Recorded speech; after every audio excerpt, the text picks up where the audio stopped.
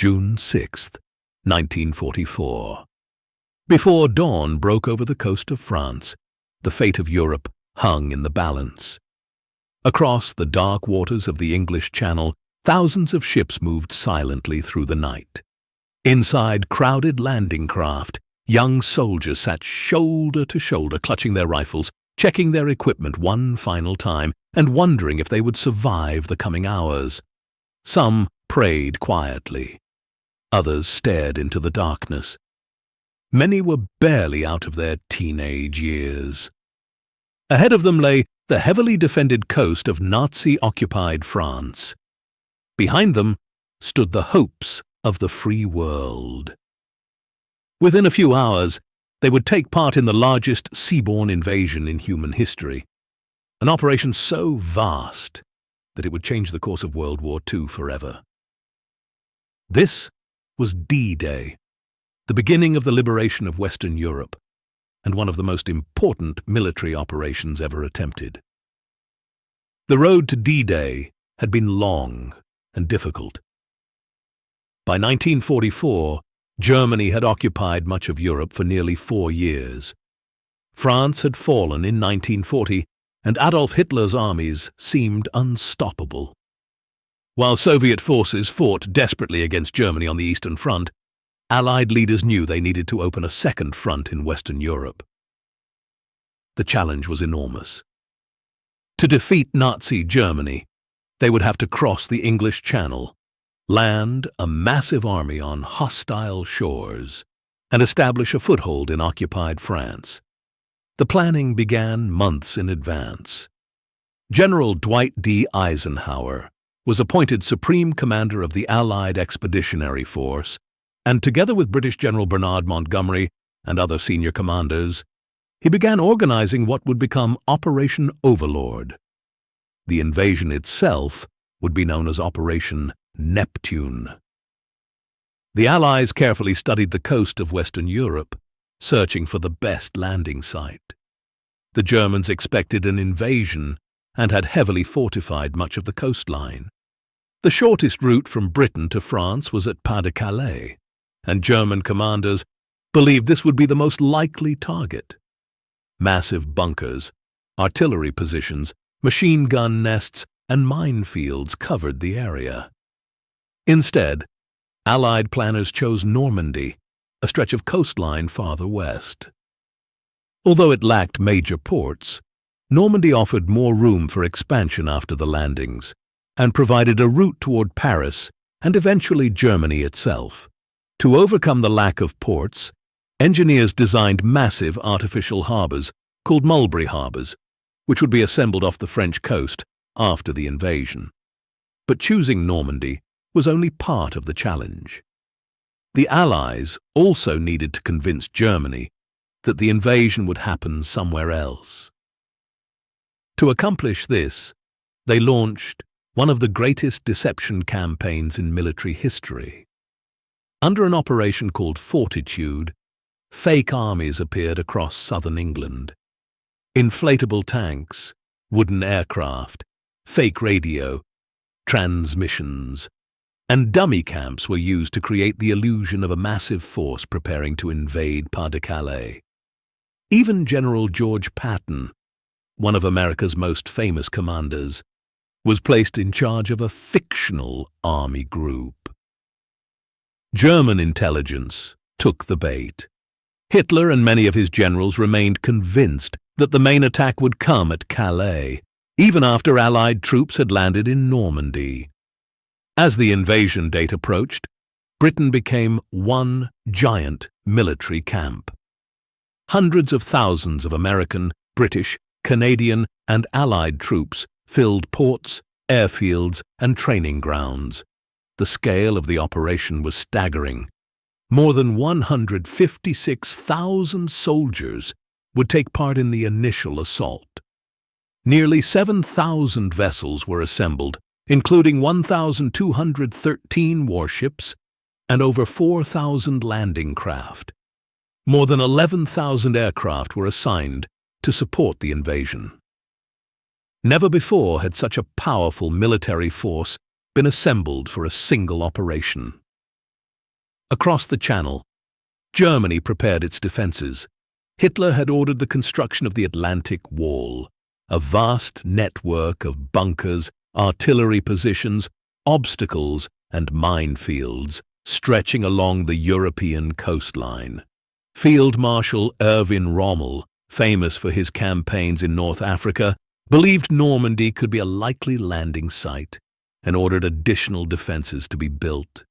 Millions of mines were placed along the coast. Wooden stakes, steel obstacles, barbed wire, and anti-tank barriers covered the beaches. The Germans were determined to stop any invasion before it could gain a foothold. Then came an unexpected obstacle: the weather. The invasion had originally been planned for June 5th, but violent storms swept across the English Channel. High winds and rough seas threatened disaster. Eisenhower faced one of the most important decisions of his life: delay the operation and risk losing the element of surprise, or launch into dangerous weather and risk catastrophe. Meteorologists predicted a brief break in the storms on June 6th. After intense discussions with his commanders, Eisenhower finally made his decision. The invasion would go ahead. With those words, the greatest amphibious assault in history was set in motion. As night fell on June 5th, thousands of paratroopers prepared to depart. Faces were darkened with camouflage. Weapons were checked one final time. Many soldiers wrote letters home, uncertain if they would ever return. Shortly after midnight, transport aircraft filled the skies above England. The first phase of D-Day had begun. More than 24,000 American, British, and Canadian airborne troops would land behind enemy lines before dawn. Their mission was to seize bridges, destroy communications, block German reinforcements, and protect the flanks of the invasion beaches. But the airborne operation quickly descended into chaos. Thick clouds, anti-aircraft fire, and navigation errors scattered the paratroopers across the Norman countryside. Some landed miles from their designated drop zones. Others fell directly into German positions. Many drowned in flooded fields deliberately created by the Germans. Yet despite the confusion, the airborne troops achieved something remarkable. Small groups of paratroopers began attacking roads, bridges, and communication centers. German commanders could not determine the size or location of the airborne assault. To them, it appeared as though Allied troops were everywhere. One of the most dramatic airborne operations took place near the Caen Canal. British glider troops landed with extraordinary precision and captured two vital bridges within minutes. One of them would become famous as Pegasus Bridge. Their success ensured that German counterattacks from the east would face serious obstacles. Meanwhile, American paratroopers of the 82nd and 101st Airborne Divisions fought scattered battles across Normandy.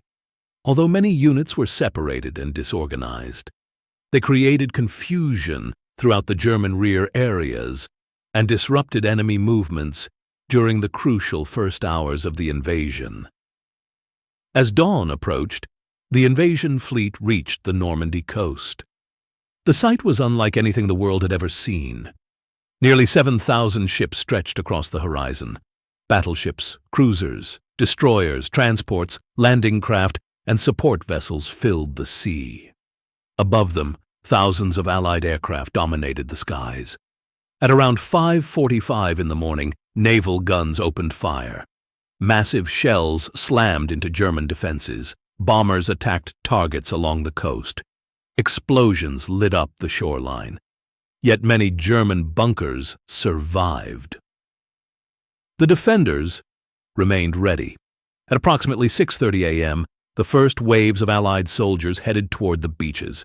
The invasion front stretched across 5 sectors: Utah, Omaha, Gold, Juno, and Sword. At Utah Beach, Strong currents pushed American landing craft away from their planned positions.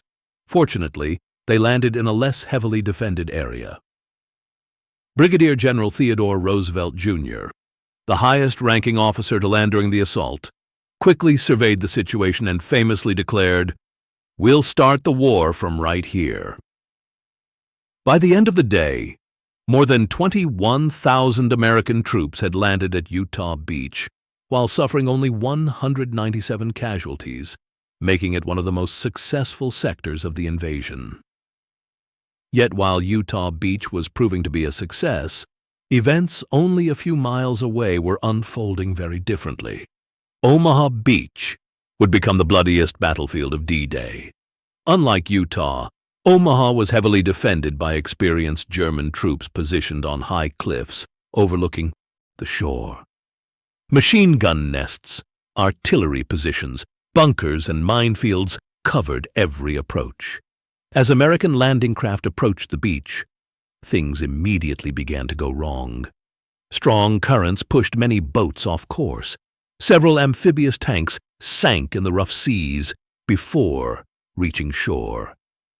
Bombing attacks had failed to destroy many of the German defenses.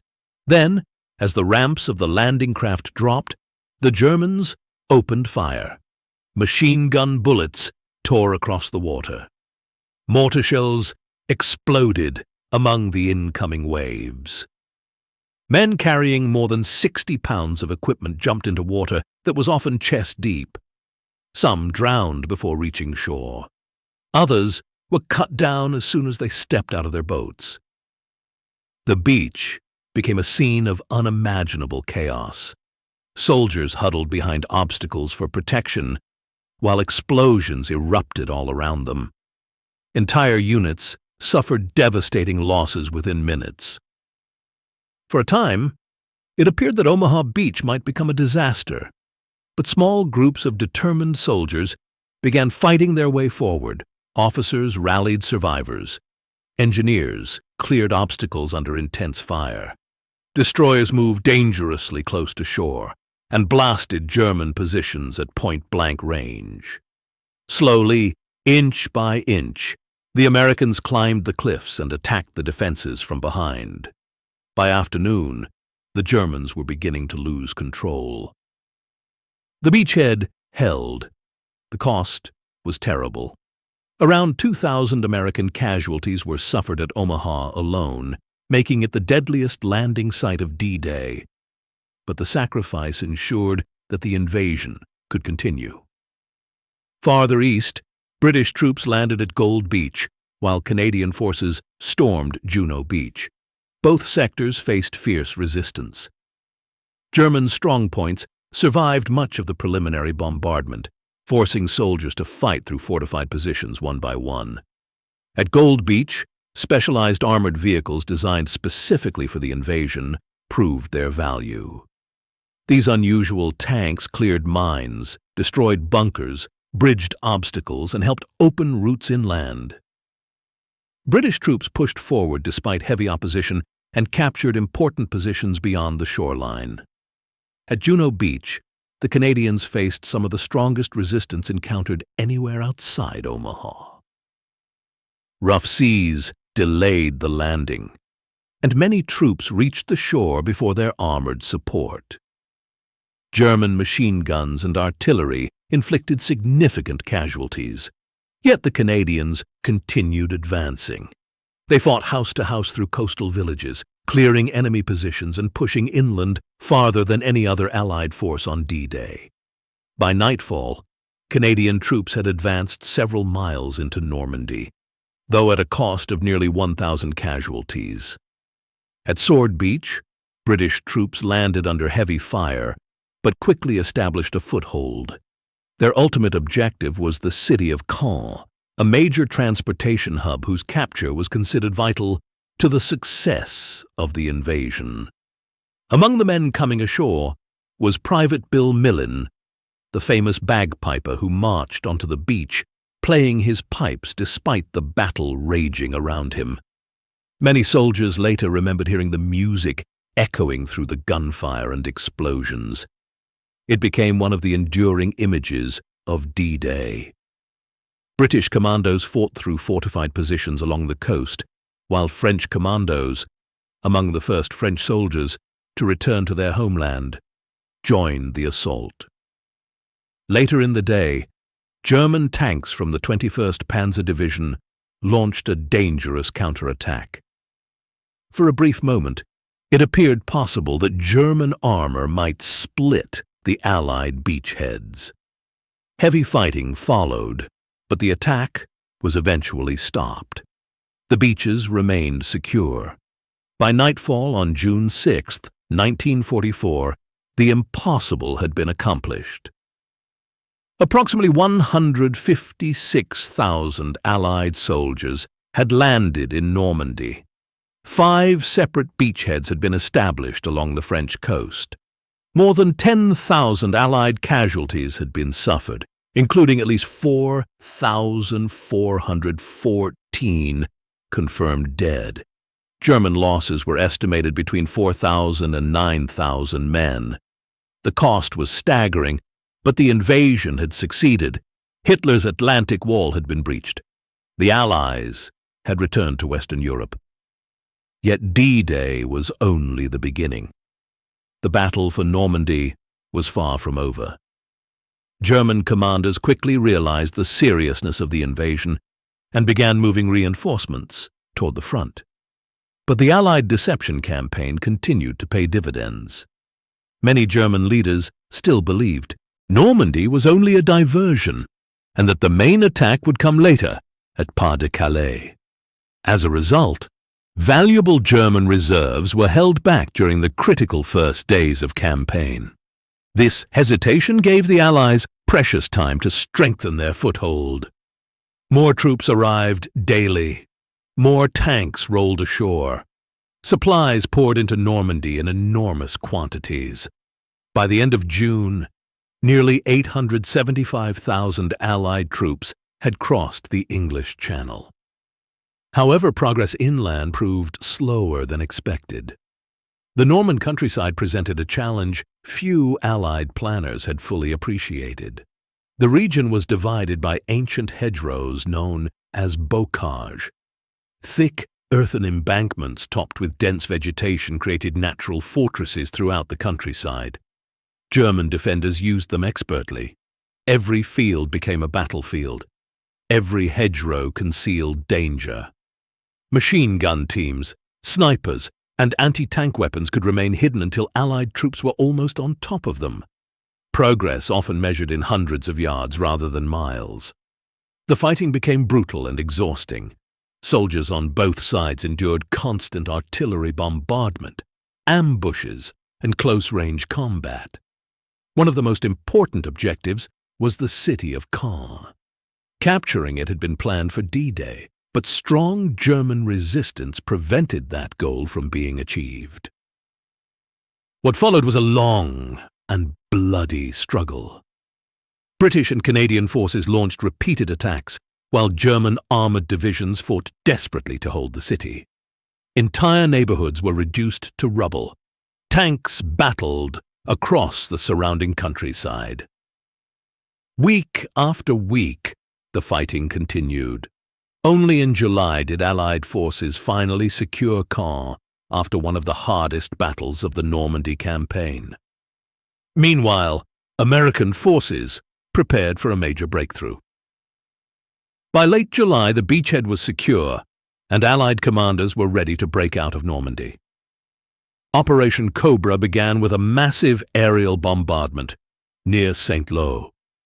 Hundreds of bombers attacked German positions, followed by a powerful ground assault. This time, the German defenses cracked. American armored units surged through the gap and advanced rapidly across France. The war became mobile once again. German formations struggled to contain the breakthrough. Entire units were surrounded or destroyed. Thousands of German soldiers surrendered while others retreated eastward. As Allied forces pushed deeper into France, they witnessed scenes that many would never forget. For 4 years, French civilians had lived under Nazi occupation. Now, liberation had arrived. Church bells rang throughout towns and villages. Hidden French flags appeared from windows and rooftops. Crowds gathered in the streets, cheering as Allied columns rolled past. Men, women, and children embraced soldiers they had never met. Flowers were thrown onto tanks. Wine and food were offered to exhausted troops. Tears of joy flowed freely. In many places, celebrations continued for days. For millions of French citizens, these soldiers represented freedom itself. The liberation reached its emotional peak in August 1944, when Allied forces entered Paris. The city erupted in celebration. Thousands filled the streets, waving flags and singing patriotic songs. After years of occupation, the French capital was free once more. Images of cheering crowds, liberated neighborhoods, and Allied soldiers marching through Paris became symbols of hope throughout the world. But the war was not yet over. Beyond France lay Germany itself.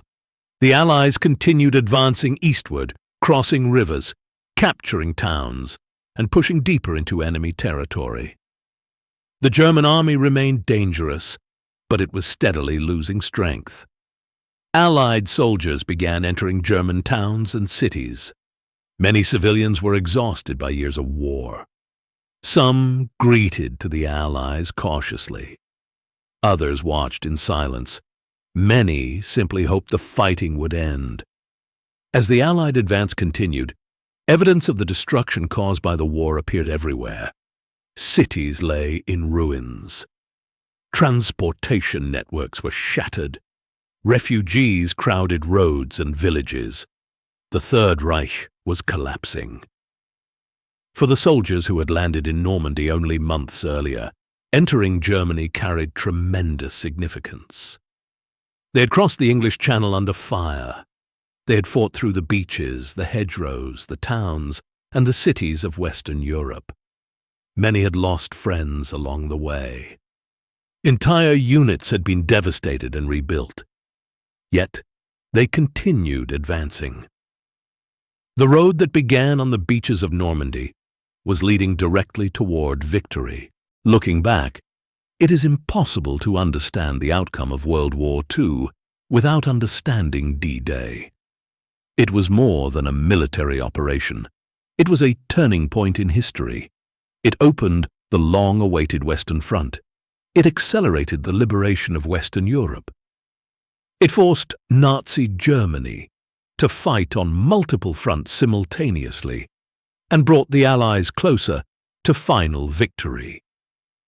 The invasion united soldiers from many nations, including the United States, Britain, Canada, France, Poland, Norway, the Netherlands, Czechoslovakia, New Zealand, Greece, South Africa, and others. They came from different countries and backgrounds, but they fought for the same cause. Today, the beaches of Normandy remain quiet.